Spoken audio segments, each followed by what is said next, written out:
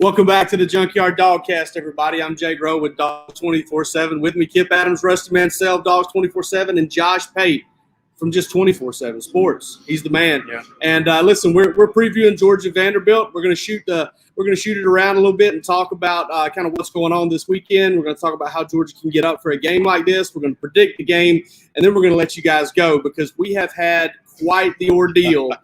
This thing set up. It's a Christmas miracle. I'm telling you right now, there are about 30 different methods that failed before we got to this point right here. We've changed venues. We've done everything. All right. But we're with you. We're committed to it. And, I guess the first thing I want to talk to you, go into a game like this, and I want to hear from Josh first because he's the guest. We always let guests go first because we always have guests, right?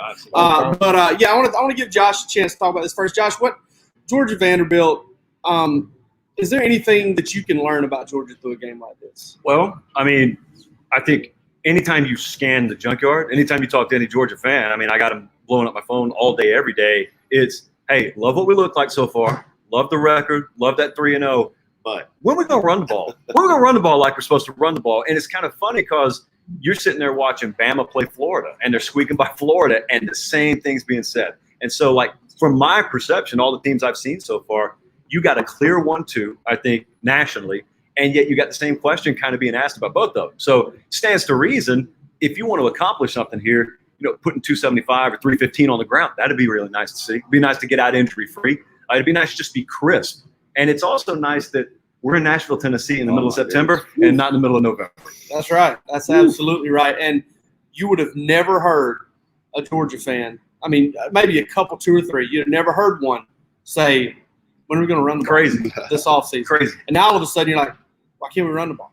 So it's just, it's, I don't know, man. It's the ups and downs, ebbs and flows, and it's not just the team that has the ebbs and flows. I think the folks who follow the team, heck, I've had ebbs and flows for the last 5 minutes. So that's kind of the way I roll. Rusty, what can you learn from Georgia in the game? I'm going to go with a theme today, and I'm going to Nick Chubb, okay, representing Cleveland here, and I'll go with the kind of the theme of how people rank Nick Chubb in high school. Everybody said, look, this guy's overrated, doesn't play anybody. But what Nick Chubb did was he dominated every week like he was supposed to do. So if Georgia is truly what the message is, are we elite or are we not elite? So if you're an elite team, you handle business tomorrow, regardless who's on the field for Georgia playing different spots at the time of the game. When you play Vanderbilt, there's a reason for a big monster favorite. You come in a focused team tomorrow, takes care of business. You get some guys some playing time in the second half, and you get on the plane and come home and get ready for Arkansas. So I kind of related to, with Nick, it didn't matter who was in front of him. He dominated. So with Vanderbilt here tomorrow, Georgia should dominate Vanderbilt, let's be honest, and that's what you want to see out of a team like this. And that would be the continuance of a trend from the past 2 weeks, which is Georgia just kind of flies out of the gate. Sure. I mean, Alabama's been kind of doing that too. I saw a stat, something about Alabama being kind of, point differential being 0 in the second half and then blowing teams out in the first. Georgia's been a little bit better in the second half, but they've been really good right to start with. I mean, you look at that UAB game, which is a game that kind of should maybe shape up like this one in some ways, and then the South Carolina game scoring on the first 2 drives. Kip, is there anything you're particularly looking for that you think you can learn about Georgia from playing Vanderbilt, a team they're favored to beat by 5 touchdowns? Well, the talk so far this year has been, now they're airing the ball out. Obviously, they're not really establishing that same ground game they had the first couple of years under Kirby Smart. So the question is it a product of the backfield, the offensive line? I think it's kind of a look yourself in the mirror and see what can we do up front. That offensive line last week, you started to see them come together, only allowed 1 sack. You had 3 running backs, over 50 yards. Can these guys put together another good week of practice and carry that over to the field and trying to get some chemistry together? And I think we've talked about whether they're going to have any changes in the front 5 in the offensive line. I think this might be the front 5 they roll with. I think Jamari Sawyer's probably going to stay at left tackle the whole year. We're a quarter into the season now. They haven't really made any changes after the Tate Ratledge injury. I think this starting 5 could be the starting 5 they roll with. And so if that's the case, you want to see them continue to get better out there and kind of establish some dominance along the line of scrimmage. And if not, then they will need to make a change. So you can kind of learn a little bit more whether or not this front 5 can win the battle at the line of scrimmage, protect JT Daniels, and really, really open some holes for that ground game to have another back-to-back good week, as far as just cranking out big runs, getting some guys, with a couple runs over 20 yards, maybe breaking a long one off, and seeing if this is the group you're going to go into October with, because we know that in a couple weeks the schedule is going to crank up a couple notches. So you want to have these guys playing smooth football and have some chemistry together, or you want to know what you need to maybe make some switches in there, especially on the interior offensive line. All right, let's throw it in reverse here real quick. I want to go back to Josh here. Something he said a minute ago, kind of go up about 50,000 feet, because that's kind of where you are. I mean, obviously you're from Georgia, and you've got a lot of guys obviously that that are Georgia fans. But looking objectively at college football, why do you think Georgia clear one of the top 2 teams in the country, the one with a good win? Right. I don't even so much care about resume. I mean, we're talking about quality of team. If I were running like JP Sportsbook over here, I wouldn't really care if you played nobody, you played 3 dominant teams. It's the quality, the caliber of team you're putting on the field. And I think a lot of times folks get drunk off points for obvious reasons. You've watched the Oklahomas in the past, watched Bama, what they've done recently. But the thing about it is, like, if you've looked around the nation this year, there is no dominant quarterback. There is no kind of Goliath team right now. And what I'm saying that for is, I remember 2019, and I remember Georgia, they felt like they were playing good defensive ball down the stretch, and yet they go into Atlanta, and it didn't matter because it was Joe Burrow. There is no doesn't matter team out there right now. There is no it ain't going to matter quarterback right now. And so because of that, like, I'm looking around and I'm asking, who's doing something great? And Georgia's one of the few teams that's doing something great. Yeah. And it's obviously, like, it still gives you room to build. But, like, if we look at this game right now, for example, the game they're about to play tomorrow, Clark Lee is known for defensive prowess. He's the new head coach at Vanderbilt, for those unfamiliar.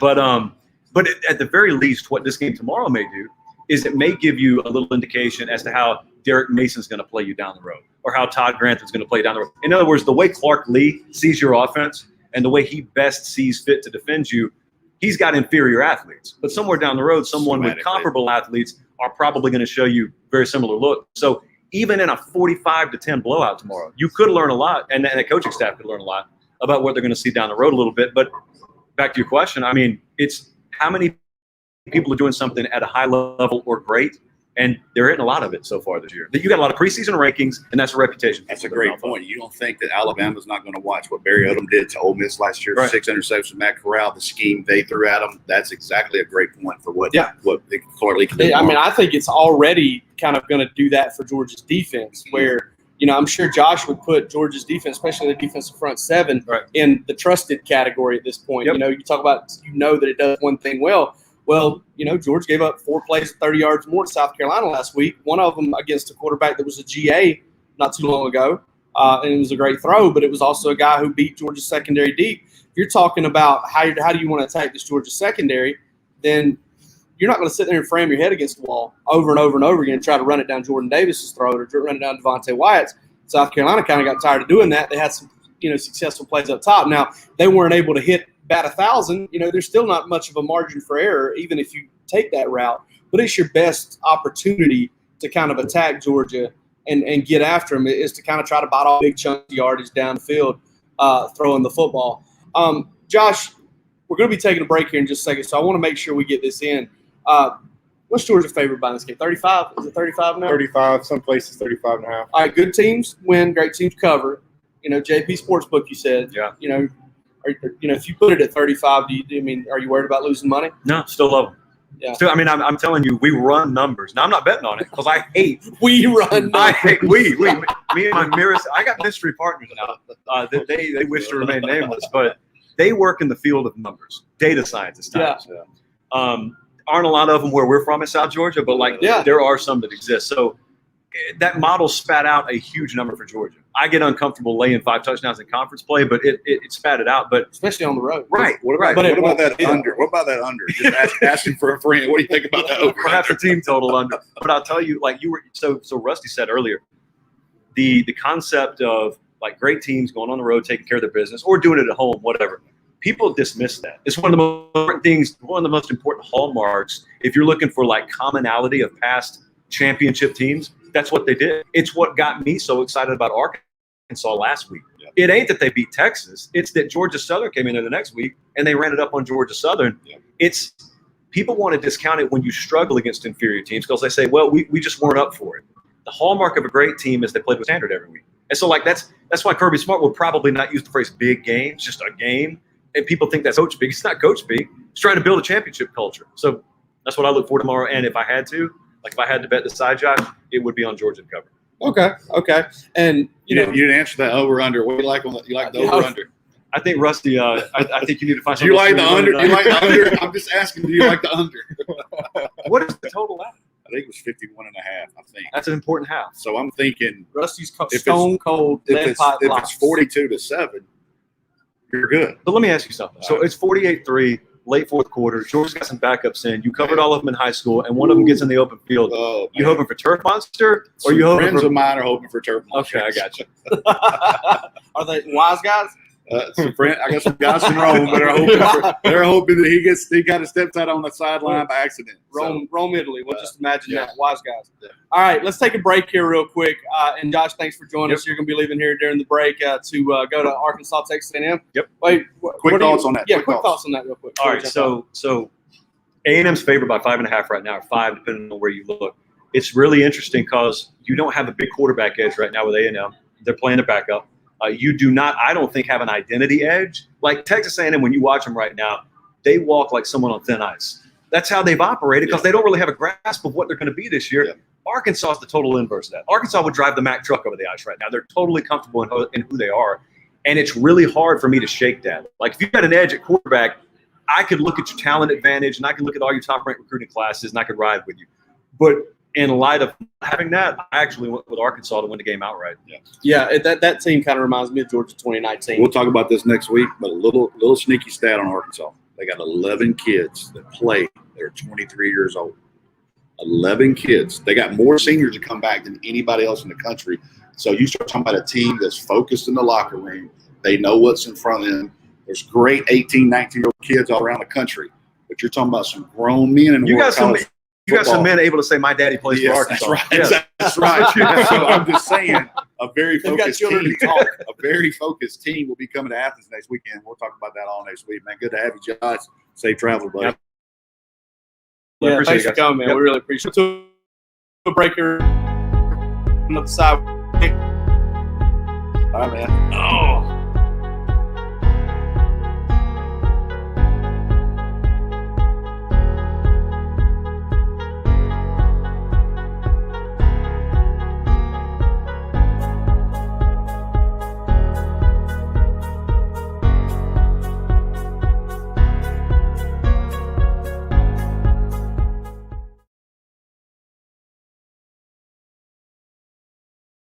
Okay, the big baller that he is. Okay, the cash money millionaire that Rusty is. That's okay, cash money record. He's got to go do something else here real quick. So I'm going to throw it to him, Rusty. Prediction: what's going on? What's going to happen? As we talked, we're hoping. Some friends of mine are hoping. We talked about this. Don't have to really beat around the bush. This will be a game I think Georgia dominates. You look at. I think the question we don't talk about who travels tomorrow. Yeah. Who travels. Does Darnell Washington travel? Dominique Blaylock. How close are those guys? So it kind of tells you a little bit there going into next week. I think that when the 70-man roster is a big thing tomorrow because all you beat writers will have first thing out quick. That'll be the first thing. So you kind of know where people are and that kind of thing. So I think when you start talking about that's a heavy topic for this game. Georgia comes in. I think Josh hit it on the head. They do something great right now. I think Georgia defensively just smothers Vanderbilt up front, and I'm going to go 42-7.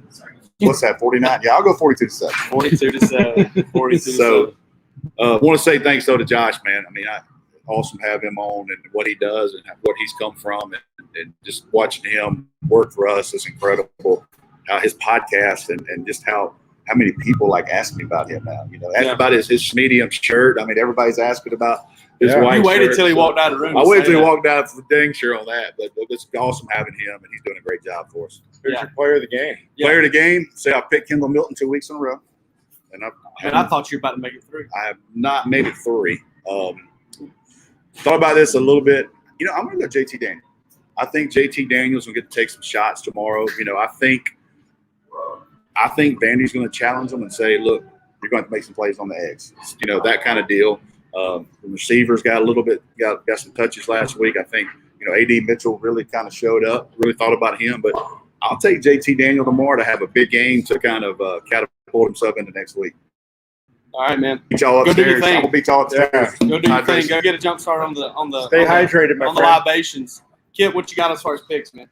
Well, I'm trying to look at this game and see what Vanderbilt does well. And, there's not a long list, but what kind of stood out to me first was, their offensive line is not bad. And I say that seriously, just knowing that as far as breaking down what aspects of that program have been playing pretty well this year, the offensive line kind of stood out, and their size. I think they average like 308 pounds, even though they have a walk-on center that's 278. But to say they average 308 pounds tells you that the other four guys are some big boys, especially on the inside. So I think, again, could be – I don't know if they're going to challenge Georgia's defensive line, but they might. They might, provide – again, good film for them to go back and look at next week and see how they perform. So that's kind of something I'm wanting to see as far as what, maybe a place that Vanderbilt could have a couple wins on some drives and have some clean plays for their quarterbacks and their running backs.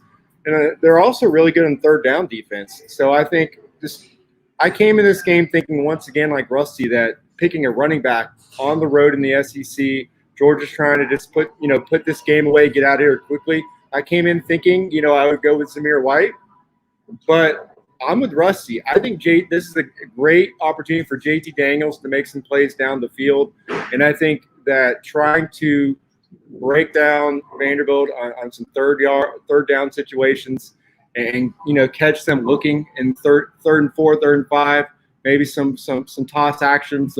They've really started to do well with both the play action and when they're rolling JT out. They've had some success with him looking down the field, and I think that's going to continue. I think he's going to have some big plays. I think he'll, maybe throw for 278 and 2 touchdowns.